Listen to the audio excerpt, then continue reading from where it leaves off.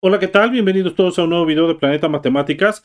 Este es el video número 1 de una lista de reproducción donde estamos abordando el tema de los máximos y mínimos de una función. Pertenece al área de cálculo diferencial. Los conocimientos necesarios para poder abordar cómodamente este tema es que sepas algo de aritmética y de derivadas. Si no sabes alguna de estas cosas, las iremos repasando con el paso de los videos. El punto máximo de una función es aquel que al graficar es el más alto y no hay otro más que él al respecto del eje y el punto mínimo, pues es su contraparte, es aquel que al graficar es el más bajo y no hay otro más que él al respecto del eje Y también.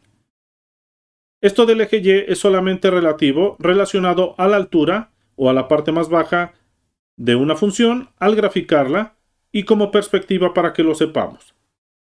Hay funciones que solo tienen máximo o mínimo, uno de los dos, pero también hay otras que tienen uno o dos de cada tipo. Entonces, por ejemplo, para esta su punto máximo sería este de aquí. No sé cuál sea, pero sería su punto máximo. Para esta gráfica, su punto mínimo sería este de aquí. Buscaríamos su ubicación y sabríamos que este es su punto mínimo. En el caso de esta gráfica, tiene un punto máximo y un punto mínimo que se muestran claramente. En el caso de esta, tiene dos puntos máximos y un punto mínimo. Este sería el punto máximo y este sería el punto máximo relativo. En el caso de esto sería el punto mínimo porque no hay ningún otro que se acerque a él. Pues bien, el procedimiento para encontrar máximos y mínimos de una función es este. Te lo describo, ahorita lo vamos a hacer que es mucho más sencillo que verlo aquí. Te lo describo porque posiblemente lo necesites como apunte. Se tiene la función original. Considerando esa función original se obtiene la primera derivada. El resultado que se obtenga de la primera derivada se iguala con 0. Al igualarlo con 0 se tiene una ecuación. Se resuelve la ecuación y al resolver se encuentra la abscisa o abscisas de los puntos solución o puntos críticos o punto máximo o punto mínimo según sea su ubicación y es el lado x de una coordenada. Recuerda que una coordenada tiene elementos x, y de este lado se llama abscisa y de este lado se llama ordenada. Entonces al resolver la ecuación obtenemos el valor de la abscisa y si son dos puntos, abscisas, si son tres, obtenemos 3 de la ubicación de los puntos solución para máximos y mínimos de esa función. Ya que tenemos las abscisas, tomamos la primera derivada y obtenemos la segunda, y al sustituir las abscisas en la segunda derivada, se establece un criterio. La función inicial tendrá un máximo si al sustituir el valor de la abscisa en la segunda derivada, el resultado nos da menor a 0. Si es mayor a 0, tendremos un mínimo, y si es menor a 0, tendremos un máximo. Entonces, una vez que sabemos si es máximo o mínimo, sustituimos el valor de la abscisa en la función original, el valor que obtuvimos arriba, para obtener la ordenada de los puntos críticos, que es el lado y de la coordenada. Recuerda que arriba obtuvimos el lado x y aquí obtendríamos el lado y aquí sabemos si es máximo o mínimo. Graficamos, bosquejamos o grabujamos la gráfica, dependiendo de nuestra disponibilidad de tiempo, se localizan los puntos críticos y se resaltan, y finalmente podemos establecer los intervalos donde la función es creciente y decreciente. Como te digo, estos 10 puntos es más fácil hacerlos que describirlos, solamente los puse por si los necesitas de apunte, y vamos a determinar los puntos máximos y mínimos de la siguiente función. La función es esta. Sustituí fx por y, porque al final esto será así, entonces voy a derivar esto, y esto puedo verlo así. En vez de x cuadrada, 1 por x al cuadrado. En vez de menos 6x, tengo menos 6x elevado a la primera potencia y más 5 lo pasé así.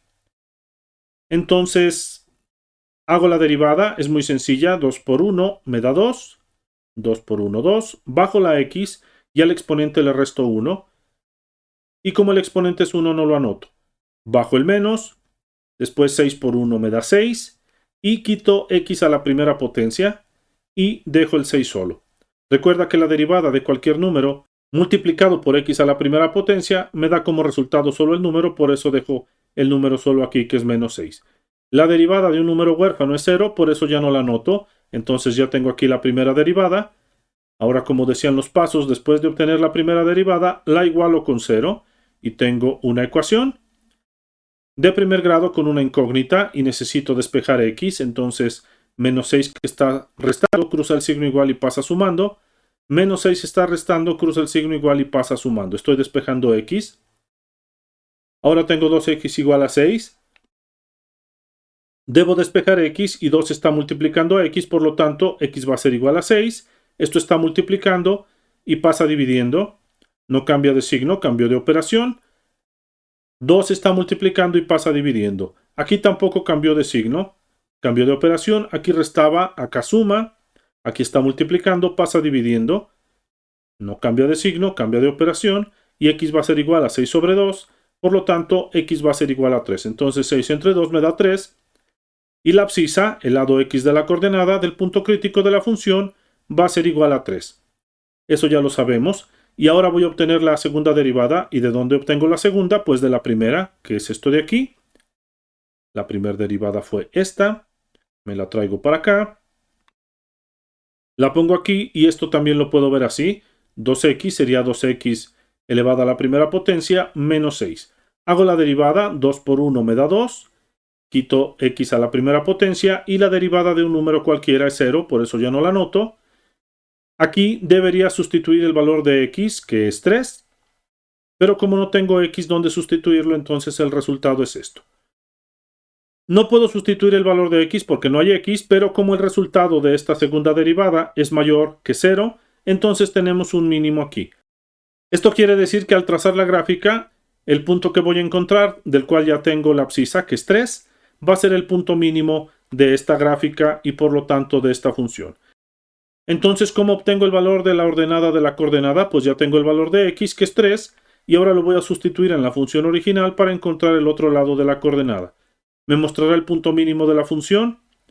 ¿Cómo sé que es el mínimo? Pues porque al sustituir el valor de x aquí en la segunda derivada, que no pude hacerlo, me resultó 2. No lo pude hacer, pero de todas maneras el resultado es 2.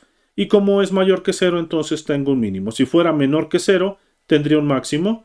Pero como es mayor que 0, entonces tengo un mínimo. Por lo tanto, aquí tengo y igual a la función original. Y voy a sustituir el valor que encontré de x de la abscisa, que fue 3, entonces pongo aquí 3 al cuadrado, menos 6 por 3, más 5, 3 al cuadrado me da 9, menos 6 por 3, más 5, aquí bajo el 9, menos 6 por 3 me da menos 18, estoy haciendo operaciones simples, y bajo el 5, aquí arriba hice operaciones complejas y me dio 9. Entonces, si hago esta operación, encontraré que el valor de y es igual a menos 4, 9 más 5 me da 14, menos 18 me da menos 4, entonces el punto crítico sería con 3, que fue el valor de x que encontré ahí arriba, y el valor de y sería menos 4, entonces la coordenada es 3, menos 4. Voy a tabular y voy a colocar en el centro el valor que encontré aquí, que es 3, y pondré un valor más pequeño y simétricamente un valor más grande acá. Entonces aquí cuando vale 0, x vale 0, y vale 5, comprobé que cuando sustituyo aquí con 3, esto vale menos 4, y comprobé también que cuando sustituyo aquí con 6, aquí me da 5. Entonces, si hago la gráfica, puedo verificar varias cosas muy importantes. Lo primero es el punto crítico, que está en 3, menos 4, que es por aquí y es mínimo. Si te fijas, el punto mínimo de esta gráfica está ubicado en 3, menos 4, como lo definimos analíticamente allá arriba. Es lo primero que veo, y veo que es decreciente de este lado y creciente de este otro, si tomamos en cuenta su comportamiento de izquierda a derecha, como lo muestra esta flecha. Pero si necesitamos ayuda, podemos imaginar solamente lo siguiente. No vayas a rayar tu gráfica, siempre de izquierda a derecha. Dibujamos algunas líneas de referencia, ayudándonos de flechas, entonces puedes colocarlas donde tú quieras. Yo coloqué la primera aquí. Siempre deberán iniciar en el eje X y llegar a tocar la gráfica.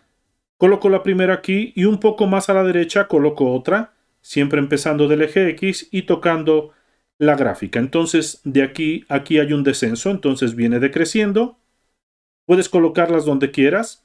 Yo coloqué la siguiente en el punto más bajo, entonces si tomo en cuenta de aquí hacia acá, está decreciendo la gráfica, de aquí hacia acá decrece.